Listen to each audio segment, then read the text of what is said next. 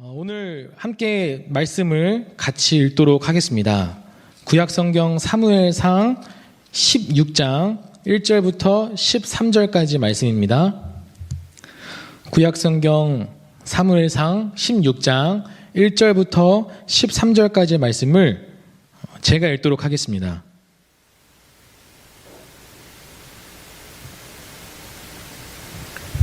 제가 읽겠습니다. 여호와께서 사무엘에게 이르시되 내가 이미 사울을 버려 이스라엘 왕이 되지 못하게 하였거늘 내가 그를 위하여 언제까지 슬퍼하겠느냐. 너는 뿔에 기름을 채워 가지고 가라. 내가 너를 베들레헴 사람 이새에게로 보내리니 이는 내가 그의 아들 중에서 한 왕을 보았느니라 하시는지라. 사무엘이 이르되 내가 어찌 갈 수 있으리이까. 사울이 들으면 나를 죽이리이다 하니 여호와께서 이르시되 너는 암송아지를 끌고 가서 말하기를 내가 여호와께 제사를 드리러 왔다 하고 이새를 제사에 청하라. 내가 내게 행할 일을 가르치리니 내가 내게 알게 하는 자에게 나를 위하여 기름을 부을지니라.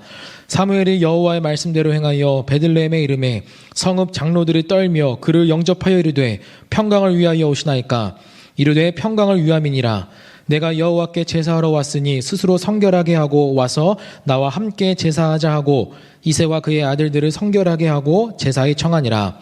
그들이 오매 사무엘이 엘리압을 보고 마음에 이르기를 여호와의 기름 부으실 자가 과연 주님 앞에 있도다 하였더니 여호와께서 사무엘에게 이르시되 그의 용모와 키를 보지 말라. 내가 이미 그를 버렸노라. 내가 보는 것은 사람과 같지 아니하니 사람은 외모를 보거니와 나 여호와는 중심을 보느니라 하시더라. 이새가 아비나답을 불러 사무엘 앞을 지나가게 하매 사무엘이 이르되 이도 여호와께서 택하지 아니하셨느니라 하니 이새가 산마로 지나게 하매 사무엘이 이르되 이도 여호와께서 택하지 아니하셨느니라 하니라. 이새가 그의 아들 7을 다 사무엘 앞으로 지나가게 하나 사무엘이 이새에게 이르되 여호와께서 이들을 택하지 아니하셨느니라 하고 또 사무엘이 이새에게 이르되 내 아들들이 다 여기 있느냐. 이새가 이르되 아직 막내가 남았는데 그는 양을 지키나이다. 사무엘이 이새에게 이르되 사람을 보내어 그를 데려오라. 그가 여기 오기까지는 우리가 식사 자리에 앉지 아니하겠노라. 이에 사람을 보내어 그를 데려오매 그의 빛이 붉고 눈이 빼어나고 얼굴이 아름답더라. 여호와께서 이르시되 이가 그니 일어나 기름을 부으라 하시는지라. 사무엘이 기름 뿔병을 가져다가 그의 형제 중에서 그에게 부었더니 이날 이후로 다윗이 여호와의 영에게 크게 감동되니라. 사무엘이 떠나서 라마로 가니라. 아멘. 성경의 모든 인물들 중에서 하나님께서 내 마음에 맞는 자라고 그렇게 평가해 주신 인물이 있다면 여러분 누구일 것 같아요? 다윗입니다. 왜 하나님은 다윗을 가리켜 내 마음에 맞는 사람이라고 평가해 주셨을까요? 다윗이 특별해서였을까요? 아니면 다윗이 일평생 동안 전혀 하나도 죄 짓지 않고 살아서였을까요? 우리가 잘 알고 있는 것처럼 다윗은 특별한 사람이 아니었어요. 그냥 한낱 일개 양치는 소년뿐이었습니다. 그리고 또 마찬가지로 다윗은 이제 왕이 되고 나서 우리아의 아내 이 밧세바를 간음하는 큰 죄를 저지르는 그런 사건을 또 겪게 되죠. 그런 것을 봤을 때 다윗은 특별한 사람도 아니었고 또 죄를 전혀 짓지도 않았던 그런 사람도 아니었다는 거예요. 그런데 왜 어째서 하나님은 모든 성경의 인물 중에서도 딱 한 사람, 이 다윗을 가리켜 내 마음에 맞는 사람이라고 그렇게 평가해 주셨을까요? 여러분도 마찬가지로 하나님께서 우리를 평가하실 때 너는 내 마음에 맞는 자다, 너는 내 마음에 합한 자다라고 그렇게 평가받고 싶지 않으신가요? 여러분 1절을 한번 보시면 이는 내가 그의 아들 중에서 한 왕을 보았느니라 라고 그렇게 이제 말씀을 해요. 여기에서 이제 한 단어가 빠진 부분이 있는데 이제 히브리어 원어상을 보면 뭐라고 이제 이야기를 하냐면 그의 아들 중에서 나를 위해 한 왕을 보았느니라 라고 이렇게 되어 있어요. 그러니까 나를 위해 라고 하는 그 단어가 빠져 있는데 이제 하나님께서 자기 자신을 위한 왕을 세우시겠다는 거예요. 자기 자신을 위한 왕, 자기 자신에게 마음에 맞는 왕을 세우시겠다는 것입니다. 그렇다면 하나님은 어떤 기준으로 하나님의 마음에 맞는 왕을 세우실까요? 오늘 이 말씀을 통해서 하나님의 마음에 맞는 사람이 누구이고 또 내가 그러한 사람이 되기를 간절히 소망하며 나아갑니다. 여러분 7절을 한번 보실까요? 7절을 보면 내가 보는 것은 사람과 같지 아니하니 사람은 외모를 보거니와 나 여호와는 중심을 보느니라 라고 이렇게 말씀합니다. 여러분 여기에서 이 번역된 중심은 영어 번역도 그렇고 이제 한글 번역도 그렇고 참 이 히브리어 원어에 정말 적합하게 번역이 잘 안 되어 있어요. 그거에 맞는 이 번역 그 단어를 찾기가 굉장히 어려운 것 같습니다. 그렇다면 이 중에서 가장 이제 적합한 이제 번역된 단어가 무엇이냐면 중심보다는 여러분 동기예요. 그러니까 나 여호와는 동기를 보시느니라 라고 이렇게 말씀하는 것이 제일 적합한 것 같습니다. 여러분 하나님은 그 사람의 마음에 동기를 보시는 분이에요. 그렇다면 이 첫 번째로 하나님의 마음에 맞는 사람은 동기가 바른 사람이에요. 이 동기가 바르다는 것이 어떠한 의미인가? 여러분 이제 사무엘이 베들레헴에 이르렀어요. 베들레헴은 굉장히 작은 동네였고 촌동네였습니다. 그러기에 사무엘이 이 베들레헴에 도착했다는 소식이 온 동네방네 소문이 났을 거예요. 더군다나 사무엘은 어떤 사람입니까? 이스라엘을 대표하는 대표격의 선지자였어요. 그런 선지자가 아주 이 촌구석 동네 이 베들레헴에 찾아왔다는 것은 엄청나게 큰 일이었어요. 그랬더니 엄청 다들 이제 호들갑을 떨었겠죠. 야, 사무엘이 왔대, 사무엘이 왔대. 그랬더니 이제 사무엘이 이새에게 이야기하는 겁니다. 내가 오늘 너희 집에 갈 것이다 라는 그런 이야기를 들었을 때 이새는 엄청나게 큰 그런 당황함을 느꼈을 것입니다. 야, 그때부터 이제 비상이 걸렸을 거예요. 모든 종들을 불러다가 온 집안을 대청소를 이제 했을 것이고 또 사무엘을 위한 그런 잔치를 준비했을 것입니다. 그래서 그렇게 이제 온 집안을 대청소를 하고 이제 음식을 준비하며 사무엘을 맞을 준비를 했겠죠. 여러분 5절과 6절의 그 사이를 보면 시간의 그런 간극이 있어요. 여기에서는 그렇게 나타나진 않지만 얼마 정도의 어떤 시간적인 간극이 있었을 것입니다.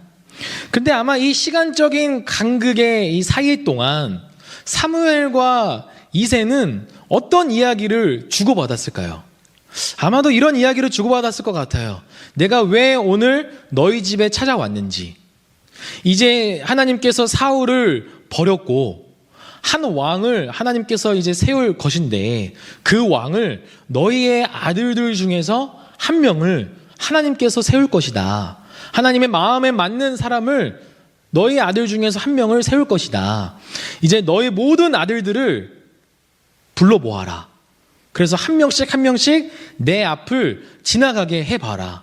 그러면 하나님께서 분명히 말씀하시는 자가 있을 것이다 라고 하는 뭐 어떤 이런 이야기들이 사무엘과 이새가 이게 주고받았겠죠. 그래서 이 사무엘의 이야기를 들은 이새와 그의 아들들은 어떤 마음을 가졌을까요? 야, 드디어 나도 왕이 될 수 있겠구나.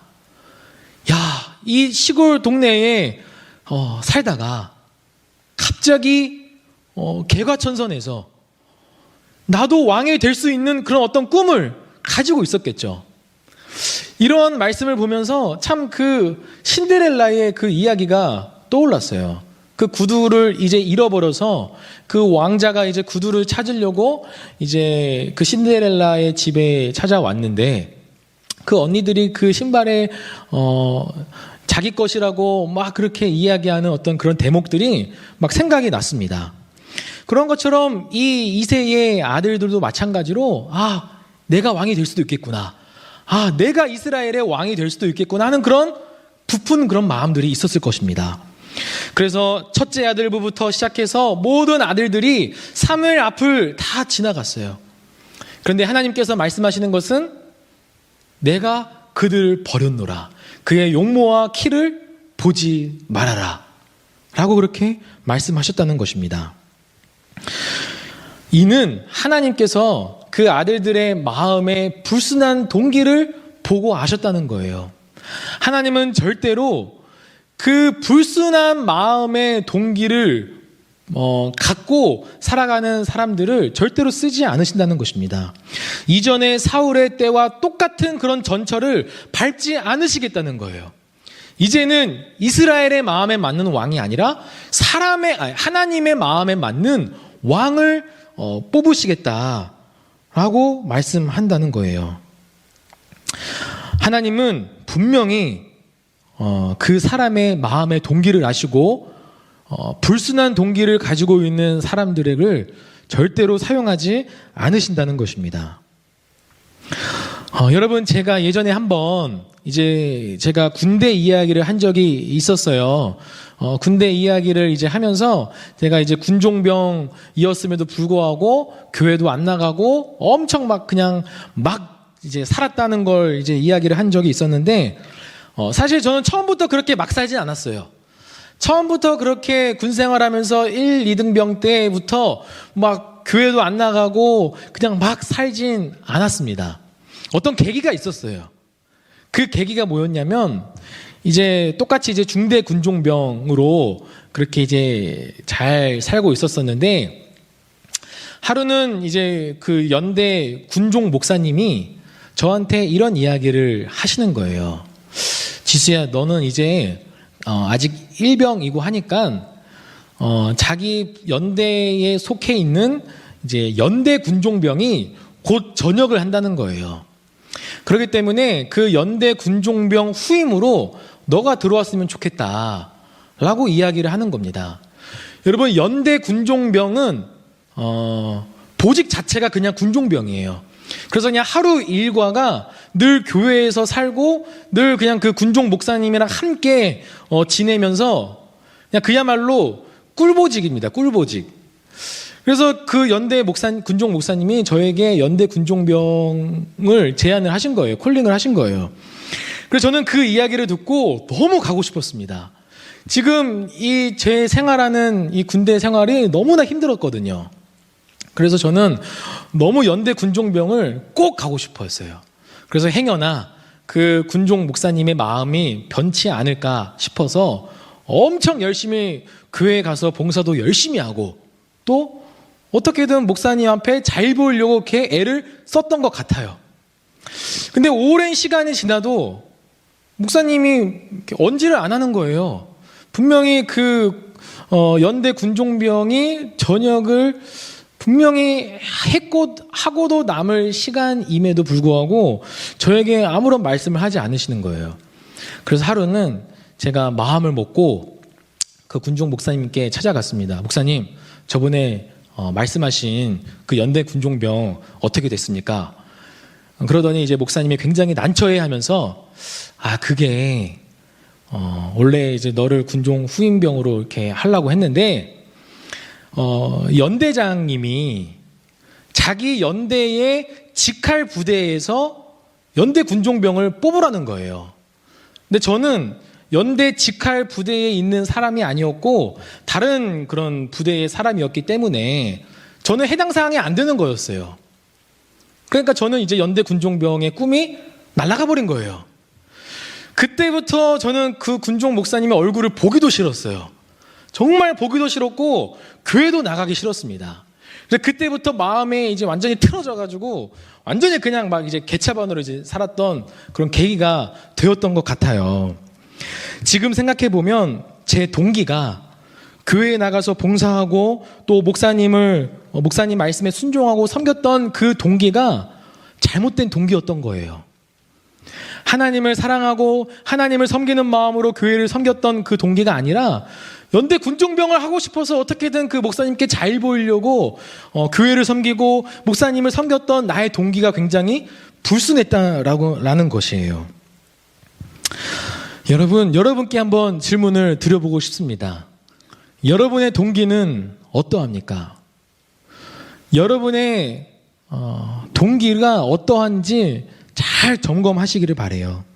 내가 어떤 마음의 동기로 하나님을 섬기고 있는지, 내가 어떤 마음의 동기로 하나님께 예배하고 있는지, 내가 어떤 마음의 동기로 신앙생활하고 있는지, 내가 지금 어떤 마음의 동기로 가정에서 온라인으로 예배하고 있는지, 또 내가 어떤 마음의 동기로 직장에서 열심히 일을 하고 돈을 잘 벌고 싶고 인생에서 성공하고 싶고 내가 어떤 마음의 동기로 인생을 살고 있는지를 여러분 잘 점검하셔야 된다는 것입니다. 여러분이 지금 간절하게 소원하고 있는 그 기도의 제목이 있습니까? 그 간절하게 원하는 그 소원함의 동기조차도 어떠한 동기인지를 여러분 잘 점검을 하셔야 된다는 거예요. 출애굽기 33장을 보시면 이제 이스라엘이 금송아지를 만들어서 우상을 숭배를 합니다. 그래서 이제 모세가 그것을 보고 굉장히 이제 분노를 표하죠. 하나님께서 또한 굉장히 진노하십니다. 그래서 하나님께서 33장에 이스라엘에게 뭐라고 말씀하시냐면 내가 아브라함과 이삭과 야곱에게 약속한 그 가나안 땅을 너희에게 주겠다. 하지만 나는 너희와 함께 가지 않을 것이다. 라고 이렇게 하나님께서 말씀하세요. 그러더니 이제 모세가 하나님이 우리와 함께 하지 않으시면 우리는 저 가나안 땅에 들어가지 않겠습니다. 라고 이렇게 이야기합니다. 여러분 쉽게 이야기해서 이 대목이 이러한 대목이에요. 내가 너희들이 원하는 거 다 들어줄게. 너희가 돈 잘 벌고 싶은 것, 너희가 인생에서 성공하고 싶은 것, 너희의 모든 비전들 내가 다 이루어줄게. 어느 누구 하나 남부럽지 않은 인생을 내가 살게 해줄게. 하지만 나는 너희와 함께하지 않을 거야. 이렇게 이야기하고 있는 상황 가운데에 우리가 고백해야 되는 것이 무엇입니까? 하나님께서 나에게 말씀하신 약속한 것들 다 이루어주지 않으셔도 됩니다. 하나님, 나는 인생에서 성공하지 않아도 됩니다. 돈 잘 벌지 않아도 돼요. 남들 전혀 부럽지 않은 그런 인생 살지 않아도 됩니다. 나는 그냥 하나님만 있으면 됩니다. 하나님 자신이 내 동기입니다. 라고 그렇게 고백하며 나아가야 될 줄로 믿습니다. 여러분, 다윗이 지은 시 중에 27편을 보면 이렇게 고백합니다. 내가 여호와께 바라는 한 가지 일, 그것을 구하리니 곧 내가 내 평생에 여호와의 집에 살면서 여호와의 아름다움을 바라보며 그의 성전에서 사모하는 그것이니라. 사랑하는 우리 청년 여러분, 여러분이 딱 한 가지 하나님께 구한다라고 했을 때 여러분은 무엇을 구하며 살겠습니까?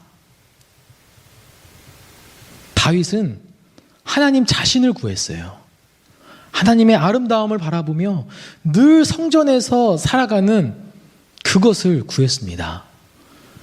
여러분, 하나님의 마음에 맞는 자는 내 동기가 하나님 자신이어야 된다는 거예요. 하나님께서 주시는 그 복 때문에 내가 하나님을 섬기는 게 아니라, 하나님께서 주시는 그 은혜 때문에 내가 하나님 앞에 나아오는 것이 아니라, 그런 복과 그런 선물들과 그런 은혜들이 없다 할지라도 하나님 자신이 동기가 되어서 하나님 앞에 나아가야 된다는 거예요. 여러분, 하나님 자신이 동기가 되며 살아가는 우리 청년들이 되기를 간절히 소망합니다. 인생에서 좀 성공하지 못해도, 남들보다 조금 돈 못 벌어도, 남들에게 조금 인정 못 받아도 여러분, 하나님이 우리의 동기가 되어주신다면 여러분, 그것이야말로 진짜 우리의 인생에서 성공된 인생이라는 거예요. 그렇게 우리의 동기가 올바르게 되어서 하나님의 마음에 맞는 그런 삶을 살아가는 청년들이 되기를 간절히 바랍니다. 두 번째로는 하나님의 마음에 맞는 사람, 두 번째는 기준이 바른 자예요. 기준.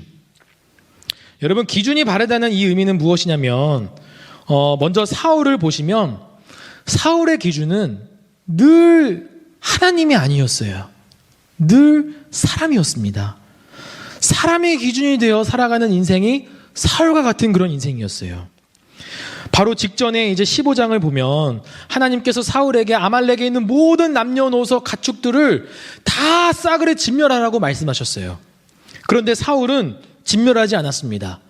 그 진멸하지 않은 이유에 대해서 뭐라고 말씀하냐면 사무엘상 15장 24절에 이렇게 말씀합니다. 사울이 사무엘에게 이르되 내가 범죄하였나이다.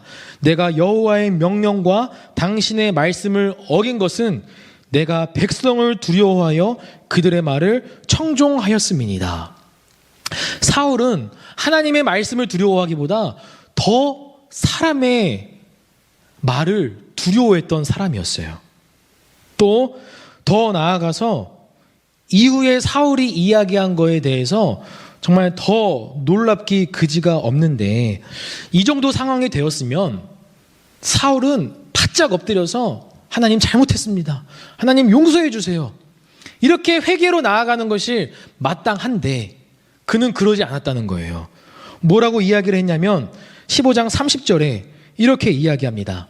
사울이 이르되 내가 범죄하였을지라도 이제 청하옵나니 내 백성의 장로들 앞과 이스라엘 앞에서 나를 높이사 나와 함께 돌아가서 내가 당신의 하나님 여호와께 경배하게 하소서 하더라. 사울은 하나님 앞에서 범죄한 거에 대해서는 크게 개의치 않고 온 이스라엘 앞에서 자신의 권력과 명예와 권위가 떨어지는 거에 대해서 더 큰 비참함을 느낀 사람이 바로 사울이었다는 거예요. 사울은 늘 하나님의 기준이 아니라 사람의 기준이 되어 사람을 의식하며 살아가는 사람이었다는 것입니다. 이와 반대로 다윗은 어떠한 삶을 살았냐면 사무엘이 모든 이새의 아들들을 초청했을 때 그 자리에 다윗은 없었어요. 이 다윗은 그때 이제 뭐 하고 있었냐면 양을 치고 있었습니다. 분명히 이새의 모든 아들들을 다 데리고 오라고 했지만 이새는 다윗을 데리고 오지 않았다는 거예요. 그만큼 이 다윗은 이 가족들 중에서 너무나 하찮고 너무나 별 볼 일 없는 그런 존재였다는 거예요. 누구도 인정하지 않는 그런 지금 사람이 다윗이었다는 것입니다. 그런 상황 가운데에서도 다윗은 그냥 묵묵히 자신에게 주어진 일들에 대해서 잘 섬겨왔고 또 그것이 하나님이 기준이 되어 하나님 앞에서 살아갔다는 것을 잘 보여줍니다. 다음 장에 있는 17장 37절을 보시면 이렇게 다윗이 고백을 합니다. 또 다윗이 이르되 여호와께서 나를 사자의 발톱과 곰의 발톱에서 건져내셨은즉 나를 이 블레셋 사람의 손에서도 건져내리시이다. 자신이 양을 치는 이 일을 감당하면서도 하나님께서 자신을 사자의 발톱과 곰의 발톱에서 나를 건져내 주셨다라고 이렇게 고백할 수 있었던 것은 늘 하나님 앞에서 하나님이 기준이 되어 살아갔다는 삶을 나타내 보여준다는 거예요. 또 그리고 사무엘 하 6장 14절에 이런 내용이 나옵니다. 다윗이 여호와 앞에 힘을 다하여 춤을 추는데 그때에 다윗이 배 에봇을 입었더라. 또 20절 21절 보시면 다윗이 자기의 가족에게 축복하러 돌아오매 사울의 딸 미갈이 나와서 다윗을 맞으며 이르되 이스라엘 왕이 오늘 어떻게 영화로우신지 방탕한 자가 염치 없이 자기의 몸을 드러내는 것처럼 오늘 그의 신복의 계집종의 눈앞에서 몸을 드러내셨도다 하니 다윗이 미갈에게 이르되 이는 여호와 앞에서 한 것이니라. 그러니까 이제 여호와의 언약궤가 오랫동안 아비나답의 집에 이제 있는 동안에 이제 드디어 자신이 살고 있는 다윗 성으로 들여오게 됩니다. 그러한 광경을 보면서 다윗은 너무나 기쁜 거예요. 너무나 즐거운 거예요. 그래서 온 이스라엘 앞에서 자신의 옷이 벗겨지는 것도 모자랄 정도로 막 기뻐 뛰며 춤을 추었다는 거예요. 그런데 사울의 딸 자신의 아내 이제 미갈이 그 광경을 보고 이스라엘의 왕이시여 좀 채통 좀 지키시옵소서. 온 천하에 지금 이 추한 모습을 보이는 게 말이 됩니까? 라고 이렇게 이야기를 하자 다윗이 나는 여호와 앞에서 한 것이라 라고 고백하는 거예요. 다윗은 늘 기준이 하나님이었어요. 하나님 앞에서 살아가는 사람이었습니다. 사람을 의식하기보다 하나님을 의식하며 하나님 앞에서 살아가는 사람이 바로 다윗이었다는 거예요. 여러분, 기준이 올바른 자가 하나님의 마음에 맞는 사람입니다. 즉 그것은 사람 앞에서 살아가고 있는가, 하나님 앞에서 살아가고 있는가 하는 것을 보시면 돼요. 나는 사람 앞에서 살고 있는가, 하나님 앞에서 살아가고 있는가, 늘 끊임없이 사람을 의식하며 살아가고 있는가, 하나님을 의식하며 살아가고 있는가 하는 것을 보면 된다는 것입니다. 여러분의 기준은 어디에 있습니까? 하나님께 기준을 두고 있는 사람들은 더 이상 땅에 있는 세상적인 가치와 기준을 보며 살지 않아요.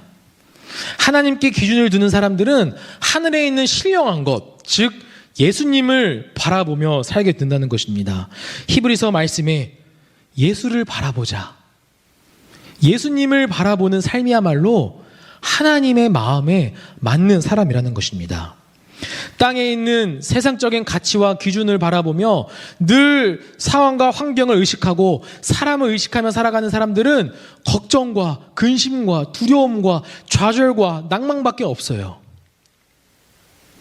성경에서 말씀하고 있는 그런 사람들 중에 아브라함의 조카 롯이 눈을 들어보니 소돔과 고모라 땅이 보였습니다. 그 땅이 어떤 땅이라고 말씀합니까? 에덴 동산과도 같은 너무나도 아름답고 좋은 땅이라고 이야기를 해요. 그런데 그 아브라함의 조카 롯은 그냥 눈에 보기 좋은 대로 그 땅으로 갑니다. 소돔과 고모라 땅으로 가요. 그거에 대한 결말은 어떤가요? 하나님께서 소돔과 고모라를 완전히 심판하시고 자신의 목숨만 그저 부지한 채 겨우 빠져나가는 그런 모습들을 보게 된다는 거예요. 또 여러분, 최초로 물 위를 걸었던 베드로는 어떠했을까요? 예수님을 바라보았을 때는 물 위를 걸었어요. 그런데 한 발짝 두 발짝 걷다 보니 주위에 있는 심한 풍랑과 파도를 보니 빠지기 시작한 거예요. 여러분, 이처럼 우리의 세상적인 가치와 기준이 사람에게 있고 상황과 환경에 있을 때에는 늘 그 사람은 걱정과 두려움과 근심밖에는 없다는 것입니다.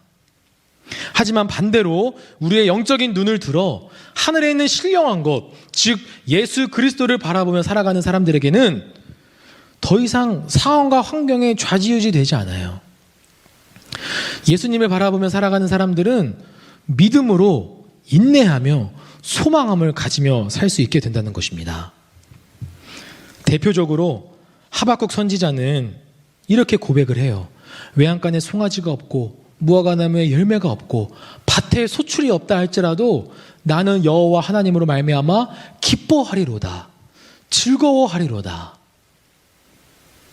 또 다윗이 대표적으로 지은 시 가운데에 잘 알고 있는 23편 중에 뭐라고 고백합니까? 내가 사망의 음침한 골짜기를 다닐지라도 해를 두려워하지 않을 것은 주께서 나와 함께 하심이라. 사랑하는 청년 여러분, 주님을 바라보시기를 바랍니다.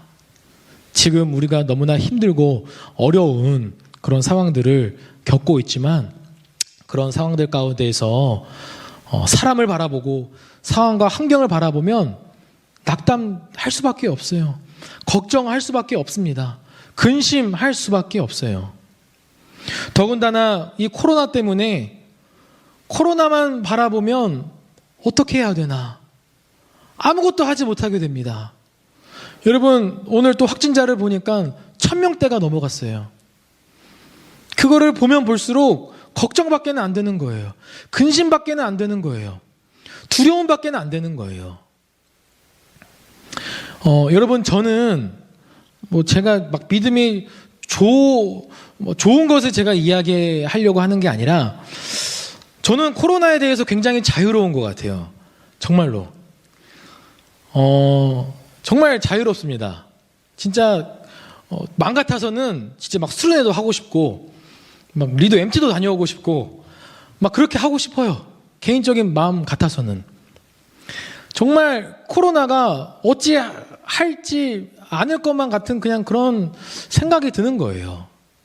그냥 코로나가 딱 터졌을 때 하나님께서 저에게 어떤 이제 말씀을 주셨냐면 우리 우리 청년들이랑 같이 나눴지만 시편 91편에 말씀을 주시면서 두려워하지 말아라. 너에게 이 심한 이 전염병과도 같은 이 상황 가운데에서도 끝까지 하나님 의지해라. 내가 지켜주겠다라고 하는 그런 말씀을 이제 주셨거든요. 그래서 그런지 모르지만 딱 코로나에 대해서는 전혀 두려움이라든지 걱정이 되지 않아요. 그런데 있잖아요. 신기한 건 저의 가정을 생각하잖아요. 저의 아내를 생각하고 저의 아기를 생각하면 그 순간부터 두려움이 임해요. 걱정이 돼요. 만약에 우리 아기가 코로나 걸리면 어떡하지? 우리 아내가 만약에 코로나 걸리면 어떡하지? 그때부터 걱정이 생기는 거예요. 두려움이 생기는 거예요. 그러다 보니까 그냥 집에만 있어야 될 것 같은 거예요. 이게 상황과 환경을 바라보는 거구나 하는 그런 마음들이 주어졌어요. 여러분, 우리가 지금 코로나 너무나 힘들고 어려운 상황들을 겪고 있지만 여러분 두려워하지 마세요. 걱정하지 마시고 그거에 대해서 근심하지 마세요. 우리가 철저하게 예방은 지켜야 하되 하나님께서 우리를 붙들어 주시고 우리를 건져내 주실 것이라는 그런 믿음으로 여러분 담대하게 살아가기를 간절히 바랍니다. 여러분, 말씀을 맺겠습니다. 여러분, 하나님의 마음에 맞는 사람은 동기와 그 기준이 올바른 사람이에요. 이와 같이 하나님의 마음에 맞는 사람들에게, 그런 사람들에게는 하나님께서 어떤 열매를 맺게 해주시는가 라고 했을 때에는 11절에 12절에 이렇게 말씀을 합니다. 그의 빛이 붉고 눈이 빼어나고 얼굴이 아름답더라. 여러분, 이것은 그냥 문자적으로 그 얼굴이 잘생겼고 예쁘다라는 것을 의미하기보다 더 뛰어넘어 정말로 하나님과 동행하며 하나님의 마음에 맞는 사람, 성령으로 충만한 사람들은 그 사람 가운데 빛이 나요. 얼굴에 빛이 납니다. 얼굴이 아름다워요. 정말 얼굴의 아름다움을 볼 수가 있습니다. 하지만 반대로 그와 같지 않은 사람들은 늘 얼굴이 어두워요. 늘 상황이나 사람에게 짓눌려 있기 때문에 늘 영적으로 어둡고 억눌려 있기 때문에 늘 걱정이 가득하며 그렇게 어둠이 가득하다는 거예요. 또 13절에 이날 이후로 다윗이 여호와의 영에게 크게 감동되니라. 여러분, 여기에서 다윗이라는 이름이 이제 전면적으로 등장을 합니다. 그 이전까지는 다윗의 이름조차 언급되지 않아요. 그냥 막내, 말제. 여러분, 하나님의 마음에 맞는 사람들은 여러분, 하나님께서 우리를 친히 이름을 불러주시며 그 사람을 높여주실 거예요. 반드시 높여주실 것입니다. 사람들에게 전혀 인정받지 못하는 그런 인생을 산다 할지라도, 하찮고 보잘것없는 그런 인생을 산다 할지라도 하나님께서 친히 우리의 이름을 불러주시며 우리를 높여주신다는 거예요. 또 마지막으로 세 번째 18절에 궁궐에 있는 한 소년이 사울에게 다윗에 대해 평가하기를 여호와께서 그와 함께 계시더이다. 여러분, 그 소녀는 무엇을 보고 여호와께서 함께 계신다는 것을 알았을까요? 여러분, 하나님의 마음에 맞는 사람들은 하나님께서 우리와 함께 하심으로 말미암아 늘 형통한 그런 삶을 살게 된다는 거예요. 하나님께서 늘 우리와 함께 하셔서 형통한 삶을 살게 하셔서 우리 주위에 있는 사람들이 야, 저 사람은 진짜 하나님께서 함께 하시는구나, 야, 저 사람은 진짜 달라도 뭔가 다르구나 라고 그렇게 우리를 평가해 준다는 것입니다. 네, 여러분, 하나님의 마음에 맞는 자가 되기를 바랍니다. 우리의 동기를 점검하시고 우리의 기준을 점검하여서 진정으로 하나님의 마음에 맞는 자로서 하나님을 기쁘시게 하며 날마다 하나님과 동행하며 살아가는 저와 모든 충정의 청년들이 되기를 간절히 소망하며 축복합니다.